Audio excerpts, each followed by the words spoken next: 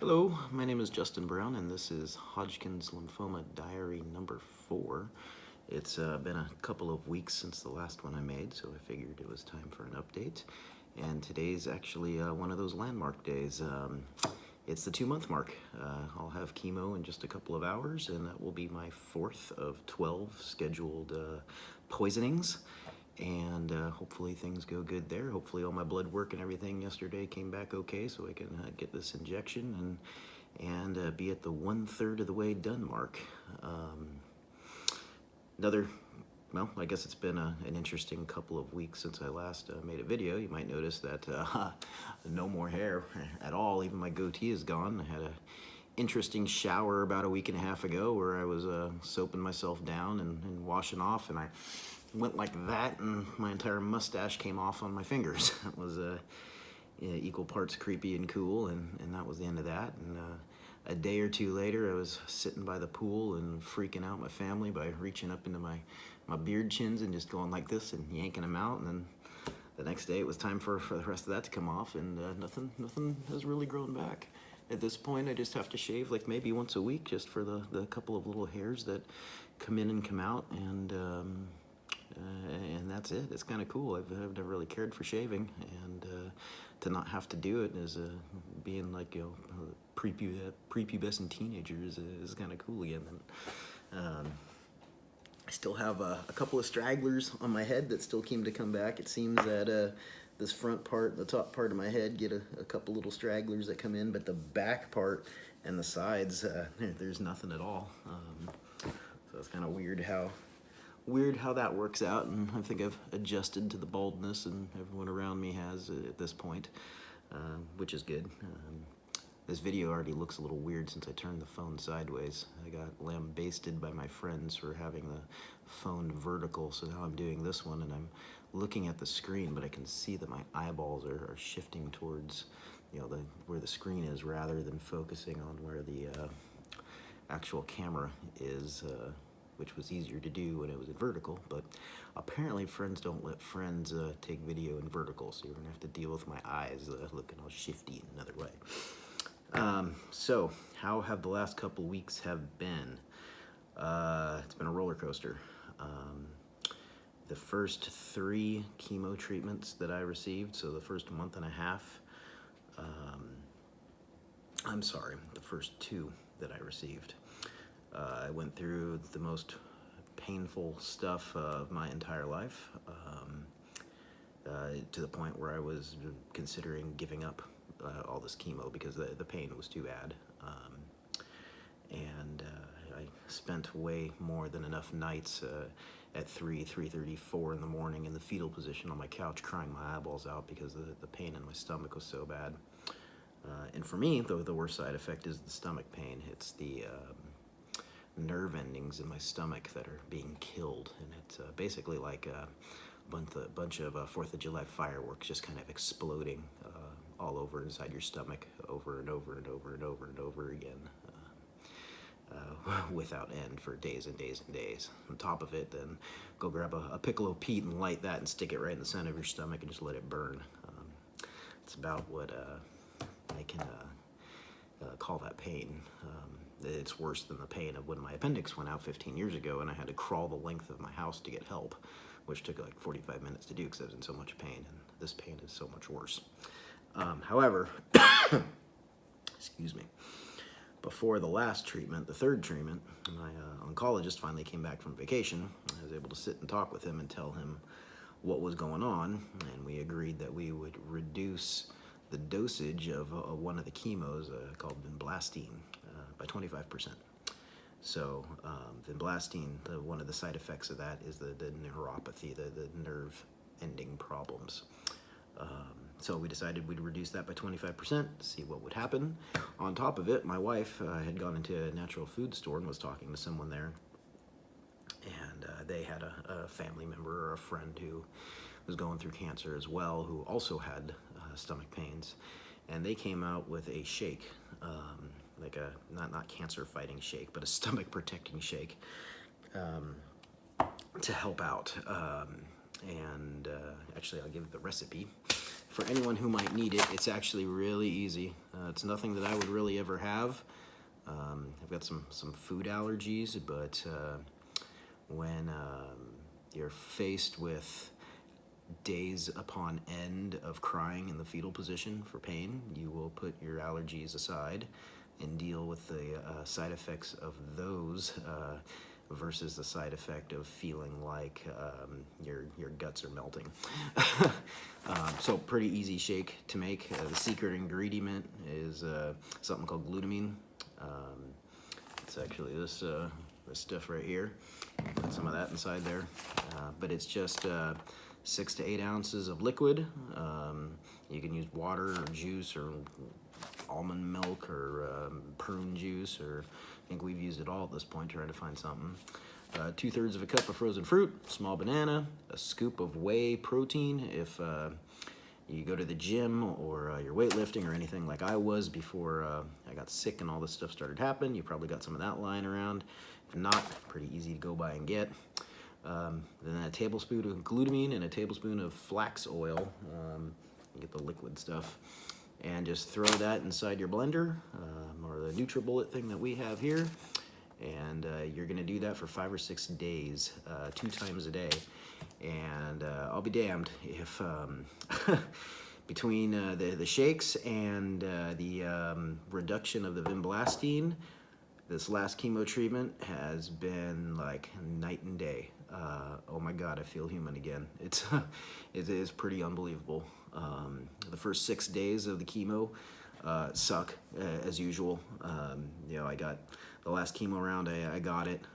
It was actually it was kind of difficult for me to go and get that one because if this stuff didn't work and I had to suffer through another 2 weeks of burning stomach and everything else, I don't know where my mental state would have been or anything else, but we rolled the dice, we made the changes, and the first 6 days I felt crummy and had nausea and all the kind of general feeling crummy side effects that you get. And then I woke up day 7 and I was a new person. I don't know what it was. I woke up and I felt like I did before I got sick with the pneumonia in April. I felt like the old me. It was a great day. I didn't push myself too far that day because I didn't want that feeling to go away, and I was still gauging whether the stomach pain was going to come in because typically it comes in on Wednesdays. But it didn't, and I got a little tingling and a little cramping and little things like that. I think maybe it reared its ugly head just a little bit to let me know it still existed. But the key thing there is that it was bearable, and that's the important thing is being able to live through it. But man, I woke up Thursday and it was the old me in a way I hadn't been in a long time. It feels like so at the end of August now, and this is April, so over 4 months of feeling like garbage, and then all of a sudden I've got energy and I feel better, and it was great.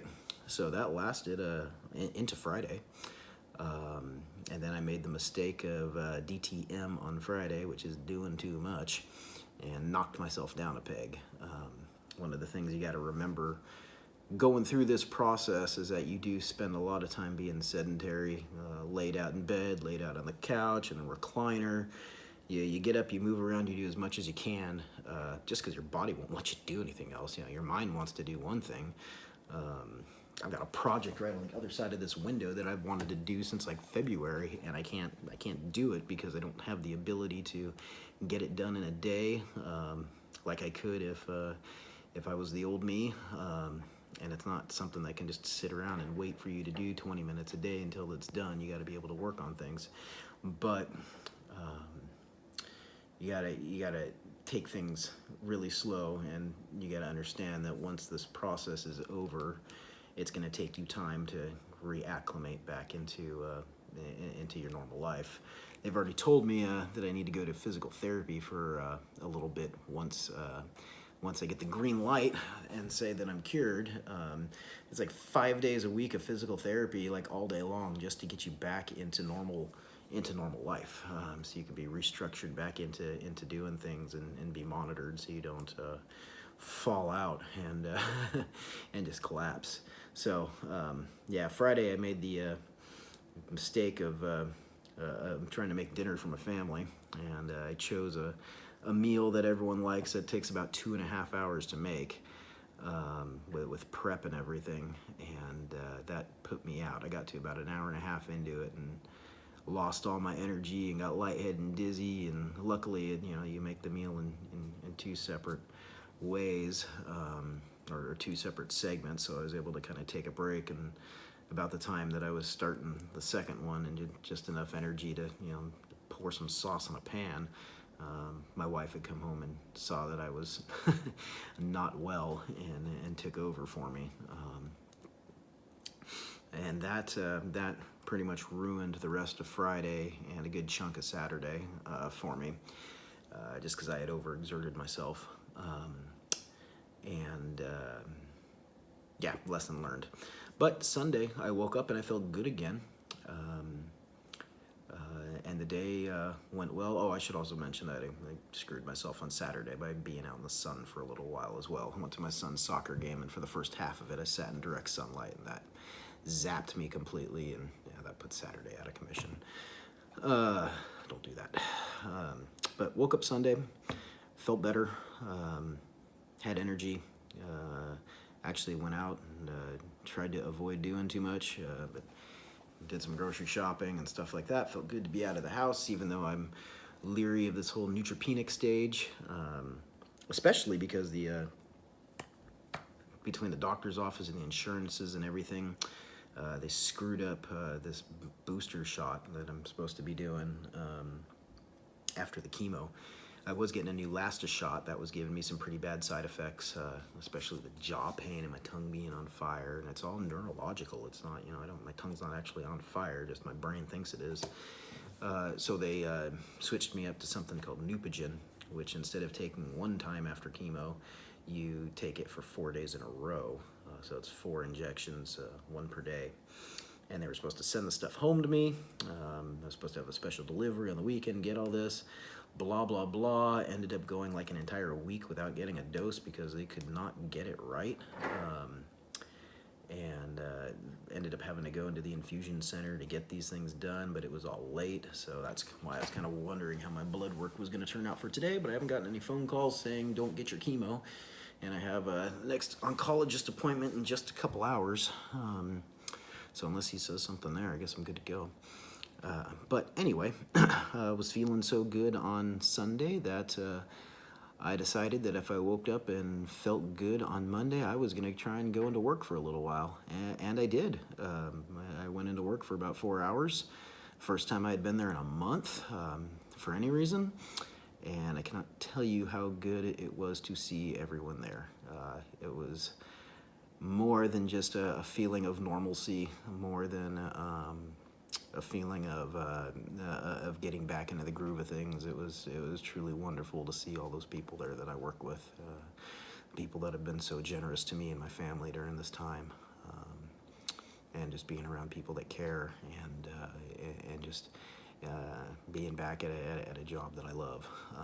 So I don't know how much actual work I did. It was a lot of talking and a lot of catching people up on things.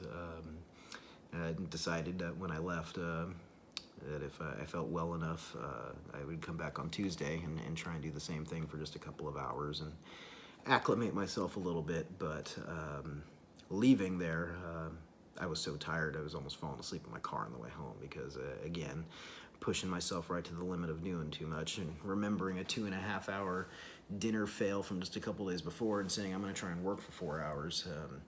I should be glad that I didn't really do a whole lot of work. I did a lot of this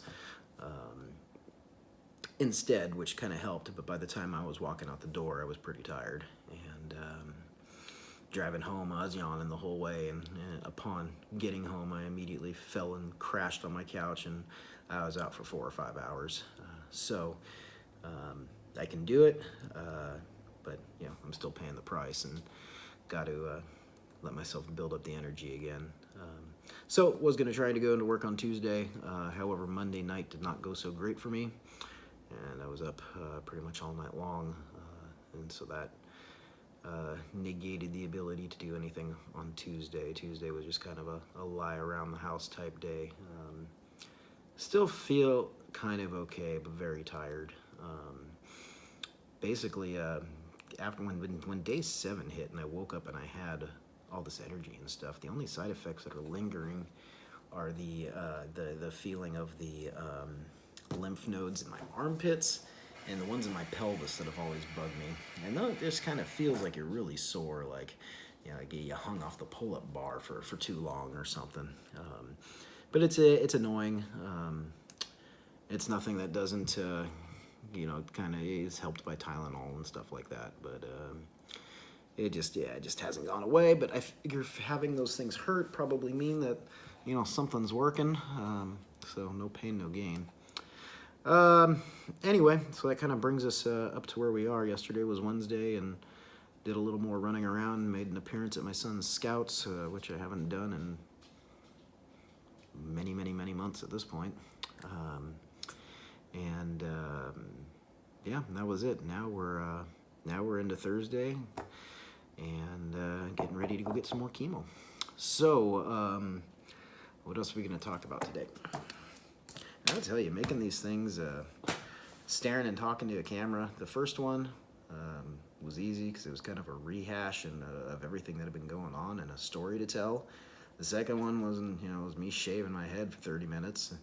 But you start to run out of things to say. This becomes difficult. You kind of plan this out a little bit, which I didn't really consider that I was going to have to do. I thought I'd just be able to say stuff, but since people seem to actually be watching these, I'm trying to make it, you know, worthwhile rather than just my kind of constant rambling to the camera, and maybe you get a little bit of both. So today we will go over the death bag here, which is my chemo bag. This is the bag that, I'll take this camera out, we'll do it from this angle. This is the bag that we take with us to all of our chemo appointments. This is what your chemosabi should be concerning themselves with in an attempt to help you. Let me get this thing reset up here. So, we got our journal. If you haven't gotten a journal and you're starting to go through this process, go get yourself a journal. Start logging down your symptoms. Start logging down the foods that you eat. That way you can reflect. Especially, I mean, this is so important when it comes down to your side effects. That way, because, like I said, I'm gonna go get chemo today. My brain is really stupid since starting this, which is hard for me because I've always been a very focused person. But the thing that they call chemo brain or the fog or whatever, it's real. It sucks. And it's more than just not being able to remember the name of a fruit in the grocery store or something like that. Your mind gets, it gets beat up pretty bad. I try to remember the things I did in the last couple of days, and it becomes very difficult. So keep yourself up on this. That way you can go back and reflect on what you have suffered and survived. And please have better penmanship than I do, because mine being not just left-handed, but generally writing really quick. Anyone tries to come and read this besides me, they might have some trouble. But this also works as a, you know, kind of a little timepiece too. The more pages you get through, the more, you know, the closer you get to being done. So I mean, I look at this, you know, I go through all these pages here, and I just need to get to about, let's say here, not this whole book, but just here, just these little pages right here, and I'm done. And then it's just a matter of the physical therapy and trying to restart my life as long as all the stuff works. And I should mention that, you know, today's the 30th of August. September 10th is set for my next PET exam, or PET scan, where they will scan my body and see how well this chemo is working. So as long as it says that there's improvement, then I finally have some light at the end of the tunnel. If it says anything else, then the next video probably won't be very happy. Maybe I'll still have some energy, but hopefully I will have good things to report whenever I do the next one. And so that's coming up. That's only, it's less than 2 weeks away. All right, so back to the death bag here. Things that you will need at your chemo session. Now remember, I've always been one of those people who likes to do it all for myself. I don't like very much help. That all changes when you go through chemotherapy. You are wasted. You're wrecked. You cannot do it for yourself, and if you try to do it for yourself, you're only going to get yourself and other people hurt. So please don't. Get yourself your chemosabi. Get yourself your cancer buddy. That's going to be with you. Mine, in my case, is my wife. I would not choose for it to be anyone else ever, unless for some reason she wasn't available, and she has been the world. And in fact, she's the one who put this entire bag here, which you still kind of, I'm looking at it like you can see it from the camera, but you can't. But she put up everything. So things that you may want and things that you might need. Now, depending on where your infusion center is, they may or may not have like little snacks. Mine has like sandwiches and sodas and waters and stuff. And I don't think I've ever had any of it. Maybe I've had some water or some ginger ale or something. But like I said, you were so out of it during your chemo session that I don't know. My chemo sessions take about 4.5 to 5 hours. That is the prep work, getting the steroids and the Pepsid and the Benadryl and all the pre-stuff they inject into my port, and then getting the chemo. One of the chemos takes an hour. Another one takes a half hour, and one of them they have to inject in a big old syringe like this, like for 5 minutes. It takes 5 minutes to go all the way down. And then I think the other one takes like an hour too. So it takes 4.5, 5 hours to go through an entire session. And you start to feel uncomfortable. For me, the uncomfortableness probably comes from the steroids and the Benadryl and all that. I kind of feel like I'm coming out of my skin, and the little heebie-jeebie, creepy crawly thing, and I get really uncomfortable, and then I just get knocked out. I'm in and out of consciousness. I'm stuck in that place in between sleep and awake. Sometimes I am asleep. I don't really feel that time has moved forward like you do when you're sleeping, and all of a sudden, no, it's 2 hours later. I'm kind of aware of the time. You're just really loopy and really wishing it was over. The actual process of getting the chemo itself is nothing. You get the little prick of the needle in your chest to get into your port, and that's the most painful part of the whole thing. They hook the medicine up to it, and it goes into it just like it's an IV. You don't feel a thing. Other than, you start to get a little queasy and stuff like that. I usually have to pee a couple times during it because you're getting saline and everything else through you too, so that's it. But anyway, back to the death bag here. We've got fuzzy socks. My feet get cold, especially at night. These socks were a gift from they have what's called a nurse navigator. If you don't have a nurse navigator, get one. Or your doctor's office, your oncologist, infusion center. Should pretty much everyone's got these things set up, but they're good wealth of resources. And they give you a nice little welcome bag. God, who wants a welcome bag for cancer? Hey, how you doing? Here, sorry you're dying. Or maybe, here's some fuzzy socks. Hope that makes you feel better. But I digress. These things are awesome. If your feet get cold, you get a little uncomfortable inside there, these things are good. Additionally with it, slippers. Slippers are awesome too. One of the things that happens is they get me all set up, I start feeling creepy crawly, then I feel tired, and the first thing happens is my shoes come off. I kick those things off. I'm doing everything I can to try and get myself comfortable. Don't care how everyone sees me. I've been fortunate that this entire time I've been in a private room, and I haven't been forced to be out with all the tombstones in the graveyard where everybody else is getting their infusions. we will see what happens today. I think maybe at this point my luck is starting to run out since they've given me a private room every single time.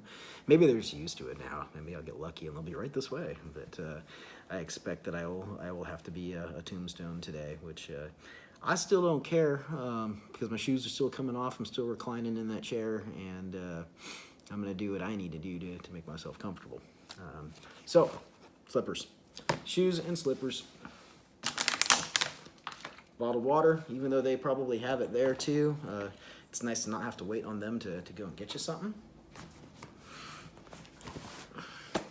iPads, if you have 2 of them, that's great. One for you, one for your kemosabe, because you will flutter in and out of consciousness and might want something to take your mind off of it. And Netflix and Hulu are good distractors. Even if you are starting to fall asleep, you kind of go in and out, and you can kind of at least have something to try and focus on a little bit. Sodas are also good too. If you're taking any other kind of meds or anything, I'm gonna bring those with you. All right, so this is an important one. This doesn't necessarily live inside the death bag, but, and I haven't mentioned this, but get yourself a binder, and this is where you are going to log absolutely everything. My binder here has absolutely everything that I have been through this entire place. It's got business cards of every oncologist, every doctor, everything I've seen, calendars of what I've got that's going on. This is a list of all the chemotherapy drugs that I am getting, what their side effects are, what they do to you, what they do to your body, why you're getting them. And it's each one of these red tabs you can see is a different medicine. With this green one at the end being what was the new Lastus shot, which is then became Neupogen, and now it's the generic, which is called Zaxio or something like that. Another section here with every prescription medication you were taking, and my God, you were going to take a lot. I'll show this to you real quick. You can come over and see. Welcome to the wall of prescriptions. These, just about every single one of them, are mine. I am the guy that never took pills for any reason whatsoever. Maybe some Tylenol if I was sick. And now it seems that I've got every little pill under the sun in my kitchen.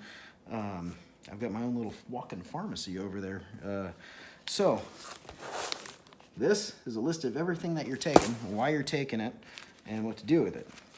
There's a section here on post-care. This was something that was given to me by Stanford on what to do after chemo if I forget. I have CDs here of my scans and tests from the hospital and imaging and stuff like that. This is all stuff you should get. It is all free from your hospital. You just have to go there and say you want it. It's all part of your medical record. I have a section in here for appointments. I have a section in here for when I have had to be in the ER. So the last time when my stomach was so bad that I had to be rushed to the ER, that's all in here. I think there's stuff from when I was hospitalized for the lung surgeries in here. Here's a good one, hospital notes. This is a big section, and this is just all stuff given by the hospital, prescriptions I was given, reports, printouts, all kinds of stuff. And then there's a miscellaneous section in the back. This is something my wife put together. She's an organizer by trade, or not by trade, but I should say by default. And she did a wonderful job putting this all together. You definitely want to have this. You want to keep it current, and you want to add to it. You want to bring it to all your appointments. You want to take it to everything that you go and do that's medically related. Just for the simple fact, because one, there's so much of it. I think even myself, under my normal faculties, would not be able to remember everything that's there. But second, this damn chemo brain, it really, it knocks you out. Yeah, you can't remember this stuff. So having this binder that you can refer back to and say, we tried this, we didn't try that, we did this on this day here, that's a lifesaver. Nothing else inside the bag here except for this, which is a Prepatant. This is an anti-nausea medication. It comes in a little 1, 2, 3. See, this is how you get chemo burn. See, look, you have to individually pop these big ass things out, and then it gives you a section to write the date that you actually took it, even though it's only 3 days. This is how stupid you can become. Believe me, yeah, I know. So I take this an hour before I get chemo, and then I will take another one tomorrow morning, and the third one the morning after that, and that takes care of about 80% of the nausea, and the Zofran and Reglan and all the other stuff they give me do the best they can to take care of the rest. So last couple things inside the death bag here, some snacks and a blanket. Blankets are good. The hospitals usually have warm blankets that they can put on you. Kind of make you feel warm and fuzzy for a little bit. But getting yourself your own kind of fuzzy fleece blanket will make that feeling last longer. So highly recommend that you do that. Okay, so next topic, we're going to talk about constipation a little bit. It's not something that I really dealt with before until I had cancer, until I started going through all this stuff here. It's an important one. Stanford harped on it. In fact, they spent an hour going over constipation stuff with me.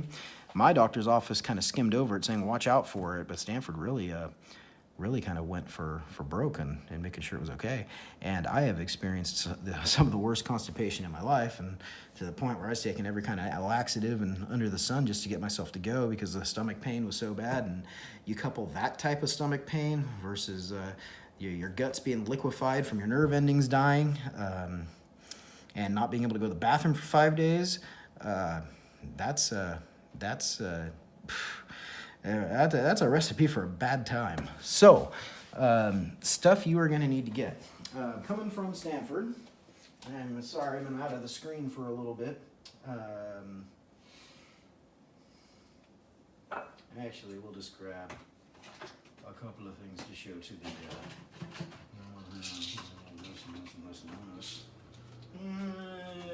all right. Whoops. Okay, so Colace. Take this twice a day, once in the morning, once in the afternoon. This is it's not a laxative, it's this is fog brain. I can't remember the name of the damn word. Stool softener, that's it. Don't take Senna, Senalax, whatever else. Take this stuff. This is the stuff for cancer.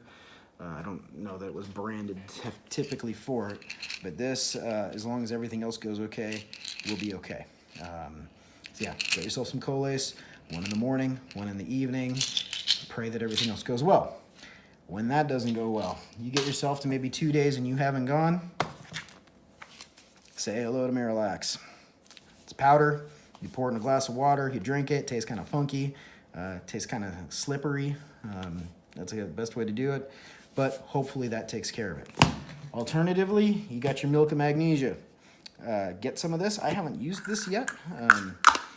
Maybe I will try it instead of the next time I have to use the Miralax, but I've been fortunate this last round of chemo. I did not have any constipation at all, which is wonderful. And then, when all else fails, got your bottle of poop juice. Magnesium citrate. Hopefully you can get it in a flavor.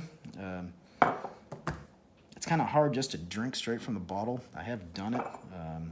It's a little easier to mix it with some water. Or mix it with something else that's flavored.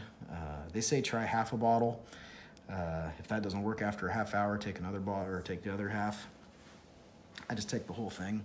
If you're going to subject yourself to what this stuff does with you, is it liquefies everything that's in you, and then you pee out your ass for a couple of days, then you might as well just take the whole bottle. My constipation got so bad that I ended up having to drink 2 bottles of this. And as I got about halfway done with the second bottle, I finally got some movement, and then spent the next 2 days giving a liquefied drink to Shabola.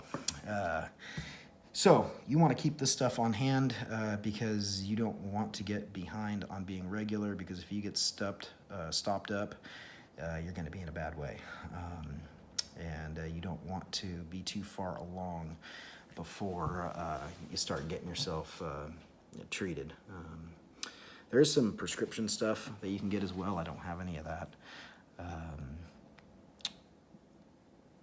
You got to be careful with the prescription stuff too. Chemotherapy in general can be constipating, just the medications of the chemotherapy. They, when my stomach pains were so bad, they had given me all kinds of opiates, Norco and Tramadol, which are major constipators as well, including the pain got so bad at one point they ended up prescribing me some liquid morphine, which my poor wife, I think she had to go to like 3 different stores to get, because none of the pharmacies that the insurance has would carry the stuff, either because it's so potent or it's dangerous or because of the abuse rate or whatever it is. It comes like a little dropper thing that you put on your tongue, and that didn't really help either. But with neurological stuff and nerve ending stuff, the gabapentin prescription that I have is about the closest that you can get to really dealing with it, and you can't really even do too much. I mean, it doesn't really do too much. It kind of helps with the numbness in your fingers and your hands. And for, like I said before, a guy for me who relies on carrying a firearm for a living, it's not good to have tingling and numbness in your gun hand. But that's it. Like I said, it's about 8:45 now. Doctor's appointment's in 3 hours. Chemo's in 4 hours. If the blood work came back okay, let's hope it did. Today's the 2-month period. I actually feel good for once, which is great. I looked back at the first couple videos I made, and all 3 of them, I'm like, so you can tell this stuff does a number on you. But then I get a day like today where I feel like the old me again, for the most part. A little less hair and a lot less weight. But you know, it peaks and valleys, ups and downs. Hopefully the next video I make will have some really good news from the PET scan. And hopefully that the last dose of chemo I got wasn't a fluke, and I'm not doubled over and with stomach pains and stuff this next round. You'll hear about it either way. But until then, if you're watching this and you're going through this, or you know someone who is, keep the faith. Prayer works wonders. Keep the people close to you that are helping you out. And good luck. See you next time.